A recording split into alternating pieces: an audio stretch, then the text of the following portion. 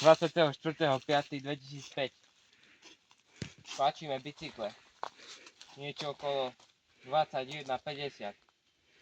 Ideme opekať a prenocovať v tomto lese. No, tak toto je to miesto, kde sa nám objavila dreva až po pás. Myslím, že to je aj ten strom. Vidím, že je to zhruba opálený z tejto strany tu. Tak, no. Teraz sme sa skryli za tento strom, keby nás neuvideli tam robotníci, keď pôjdu z Bukovca tam. Zrazu nastalo také ticho, že počuli, ja neviem, keby Krtko vychádzal z podzemia, alebo čo.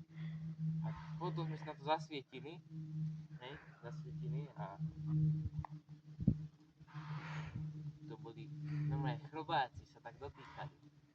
No tak. Potom niečo pred polnocou, asi takých 5 minút,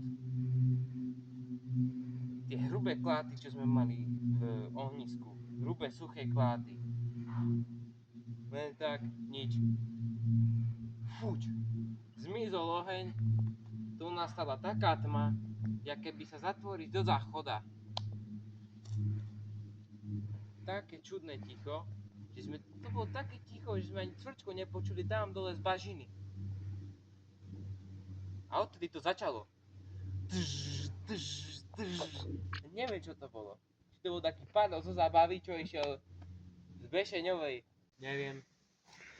Proste kroky úplne, ja neviem, koľko má tónu, alebo čo.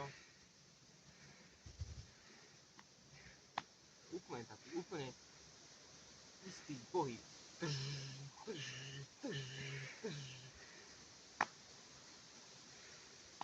Mohol byť asi tak kilometr ďaleko, tak som to počul aspoň. A ten vedľa mňa kamoš, to nebolo, normálne, keď mu začalo tak byť srdce, to nebolo, že ale to bolo, že tak ventilátor. To ja neviem akože. A potom asi keď už išiel, tak išiel, hej. To neviem koľko mohlo mať akože túnu človek, ja si to čo je, tak mal som ovociaka, hej, tak viem, jak beháš štvornohý pes, tak neviem, čo to bol. Medveď? Ale viem, medveď nebehá tak po dvoch nohách. Určite išiel po dvoch nohách, to viem, to som si istý. A potom, jak už prešiel tam hore, tam dade bol, hej, tak som si povedal, čo, tak mám aj pri sebe delobuchy, aj svetlice, hej. Tak čo, zasvietime si na ňo, ne? Tak keď som si škrtol som svetlicu, tak vtedy prestal chodiť.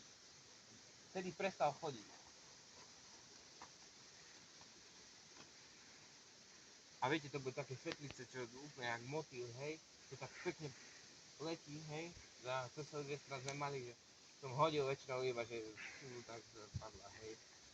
No hej, tak som škrtol, hodil som, krásne letela slalom pomedzi stromy a on nikde. Neviem, či sa skrčil, alebo či bol na zemi, ležal, alebo čo. Neviem, kde bol. A potom sme čakali a potom zrazu a vtedy to prišlo.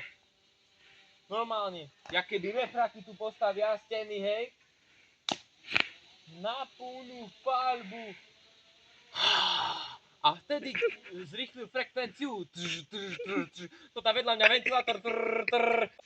A tam som vyberal delobuch. A čo, nejdú ruky k sebe? Čo ma zhypnotizoval, alebo čo, Mare? Zahodil som delobuch, vyberiem ďalší, škrtám, zapálilo, háčem po ňom. Počúvajte, taká rada v tom tichu. To normálne, to ešte, normálne, jak to vybuchlo, tak to išlo ešte ozena, takže. No, a potom ten môj kamoš. Čak poď vyberaj klobásy, ideme opekať. To teraz? Čo sa tu stalo? To som mal takýto žalúdok. A on že, tak to rozkúskuj tu klobásy.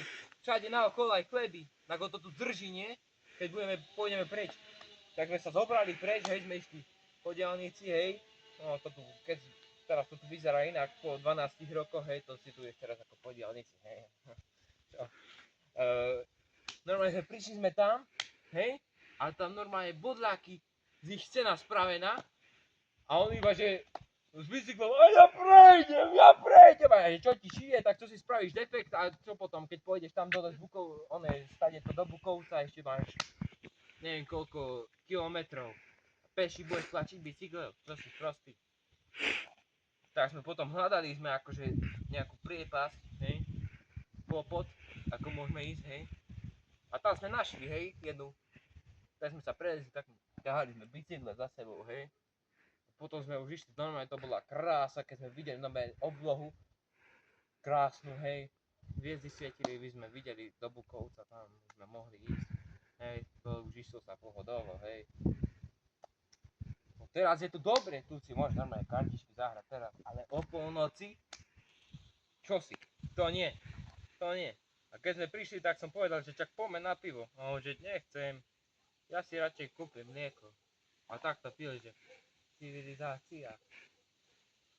A tak tebe dobre jeblo.